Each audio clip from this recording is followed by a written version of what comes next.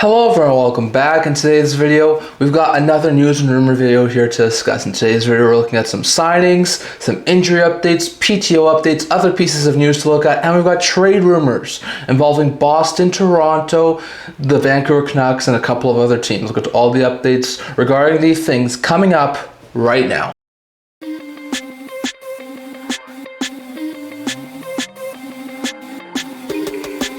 Hello everyone, welcome back to another video here at the End-to-End Hockey channel. Now before we begin this video, do not forget to like this video and subscribe down below. Thank you for all of your support. I would never be able to do this without all of you guys, so if you haven't already, don't forget to hit the subscribe button down below. Don't forget to leave a comment. We're on the road to 1,000 subscribers, and don't forget to stay tuned for more videos coming out in the very near future. So welcome back. In today's video, we've got another news and rumor video here to discuss. So as per usual, we'll start off by looking at a couple of signings from our past couple of days. We've got some very interesting signing updates here to talk about.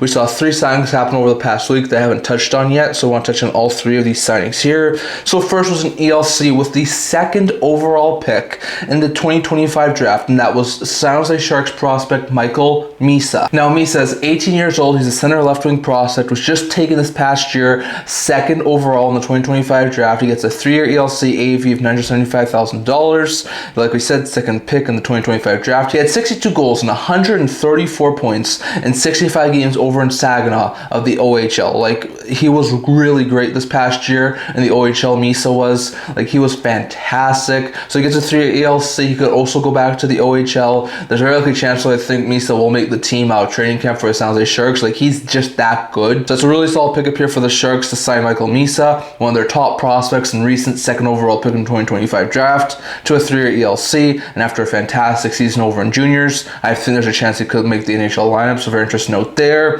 Then we saw Buffalo Sabres sign one of the best goaltending UFAs left on the UFA market, and that was goaltender Alexander Georgiev. Georgiev, who's 29 years old, gets a 1-year deal, AAV of $825,000. So last year was an extremely bad season from Georgiev after being the starter for the Avalanche the past couple of seasons. He only played in 18 games with Colorado, putting up a 3.38 GAA, 874 save percentage, and then in San Jose, after he was dealt there for Blackwood, he put up a 3.88 GAA and 875 save percentage in 31 games. So it was not overly great numbers there from Alex Georgiev last year. Like, he definitely fell off a cliff.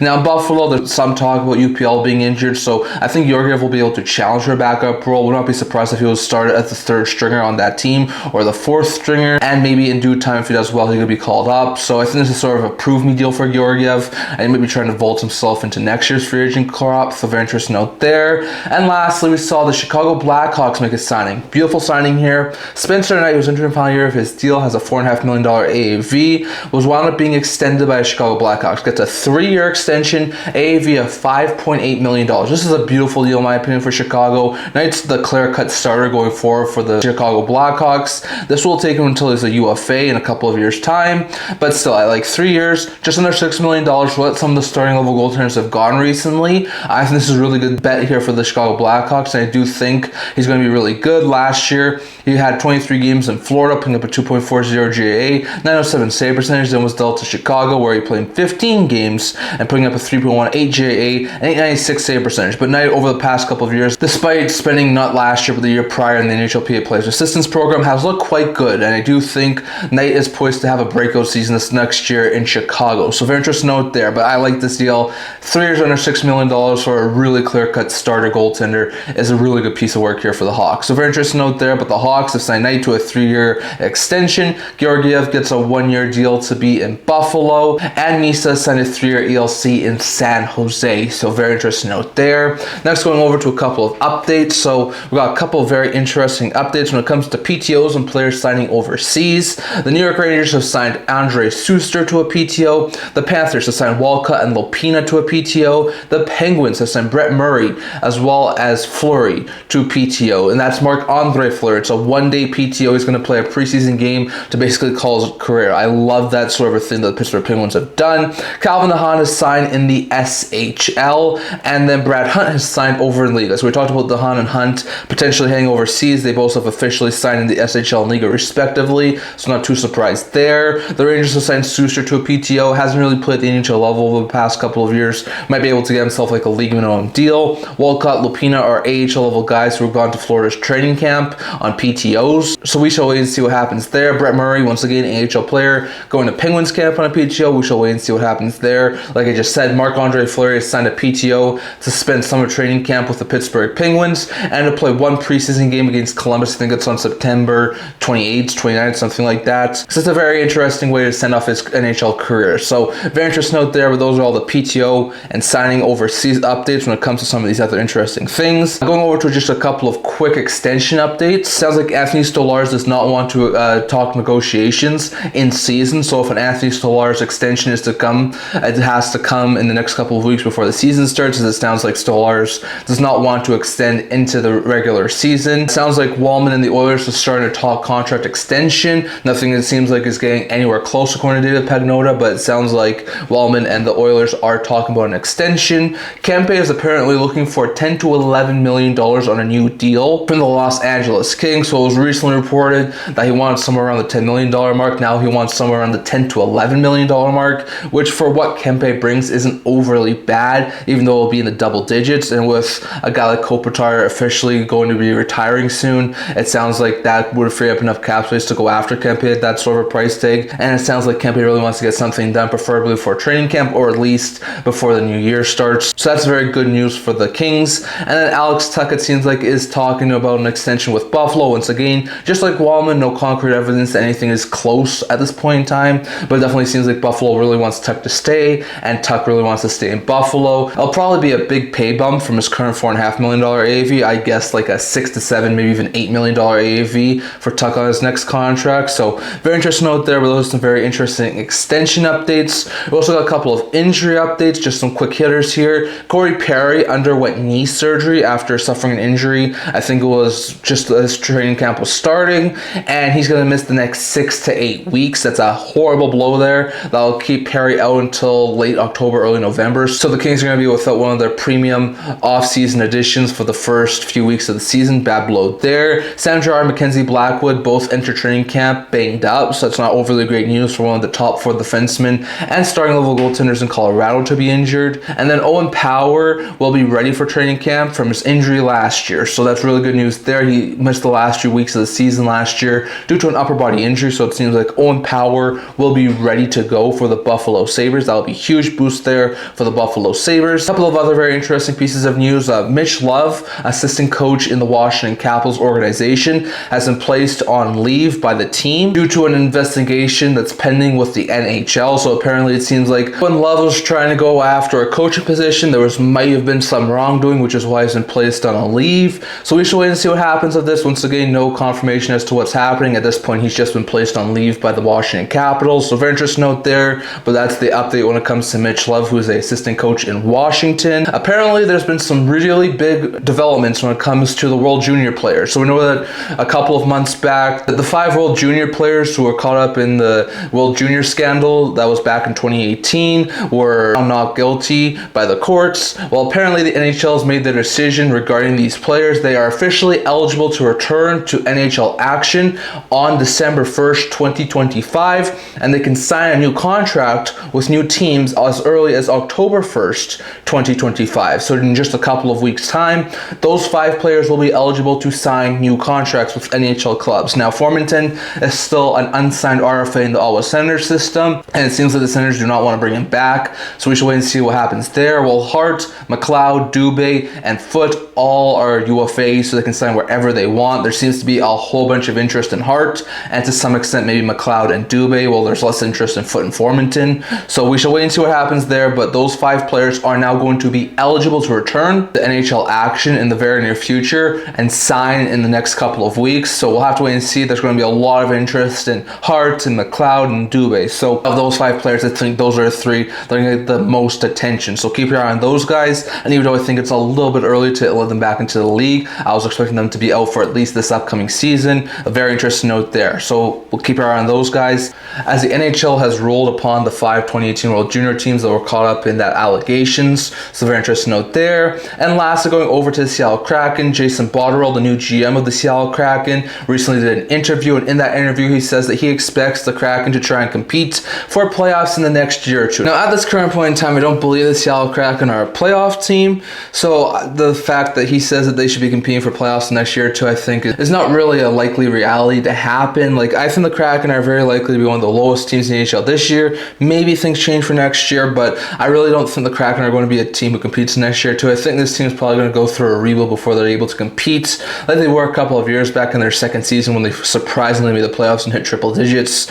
So as much as I do think Bottarelli really wants this team to be competing in the very near future, I just cannot see it happening at this current point in time. So we'll have to wait and see on that. At this point in time, I do think though that the Kraken are poised to be a team who misses the playoffs this year and probably next year too. So very interesting note there. But those are my opinion on all the updates in the news with the PTOs, with the extension updates, the injury updates, and all the other pieces of news involving the World Junior players too. And lastly, here going over to a couple of trade rumors. So we got a couple of trade rumors here to talk about. We're going to start off with the Chicago Blackhawks. According to Elliot Friedman, he says that there's a very likely possibility the Chicago Blackhawks do move off of Lukas Reichel. Now, Reichel was a top prospect for the Blackhawks over the past couple seasons. Over the past 1 or 2 years, he's able to start to get into more NHL level minutes, but still hasn't been able to hit the next level at the NHL level. So that's allowed a lot of people to believe that the Hawks could be looking to move off of Reichel in the very near future. Reichel, I think, has 1 year left before he turns into an RFA this upcoming offseason at a $1.2 million cap. But he's not an overly young player anymore. I think he's 22, 23, but he's still a guy who has a ceiling of being like a solid middle six forward. He can play on the left wing, he can play as a center. He's a very versatile type guy. Maybe he still works out in Chicago, but the last couple of years haven't been overly good at the NHL level for Reichel, which is why a lot of people do think a separation is possible. Elliot Friedman also mentioned this, saying that a Reichel trade is a possibility, and he says that the player does know that maybe a fresh start is needed at this current point in time. So very interesting note there. I definitely do think there's a very likely possibility the Hawks could move off of Reichel, especially if he was able to give them something good in return, and maybe a fresh start's exactly what Reichel needs to get his NHL career going. So very interesting note there, but keep your eye on Lukas Reichel. He could be a guy who winds up getting dealt maybe at some point during training camp, so we're going to have to wait and see on that. Next, going over to the Boston Bruins. According to James Murphy, he was talking about the Boston Bruins recently, and he says that when it comes to Pavel Zacha, the Bruins are not currently shopping Pavel Zacha, it is other teams inquiring about Pavel Zacha. So a very interesting note there. It seems like Zacha is still a guy who is drawing some very likely interest from a lot of other teams. Like, we've heard a whole bunch of names. I've heard the Canucks, I've heard Utah, teams like Montreal and Carolina have been mentioned because they are in desperate need of second line centers, and other teams who could really use a top six center or a top six forward in general, because Zacha can't play on the wing, have been mentioned as potential landing spots, and it seems like those teams are inquiring to Boston about potentially acquiring Zacha, not the Bruins shopping him, and vice versa. So very interesting note there. Like, I definitely think with Zacha having this year and next year left on his contract, under $5 million, if there's a good enough offer out there for the Boston Bruins, a team who I personally think is not going to be a very good team this upcoming season, I think the Bruins should pull the trigger. I think teams like Carolina, Montreal, Vancouver could be one second line center or one Pavel Zacha away from being a solid cup contending team. So we'll have to wait and see on that. Once again, no guarantees that Zacha gets moved. I personally do think it's a possibility because of just the very low probability of Boston being a playoff team this upcoming season. But we'll have to wait and see. But keep your eye on Zacha, as it seems like the Bruins are not shopping Zacha. It seems more unlikely that other teams are trying to acquire Zacha from Boston instead of vice versa. So very interesting note there. Next, going over to Toronto Maple Leafs. According to a recent report, once again, nothing linked to any sort of insiders or big things. This was just an article I saw saying that the Toronto Maple Leafs could look to move one of their forwards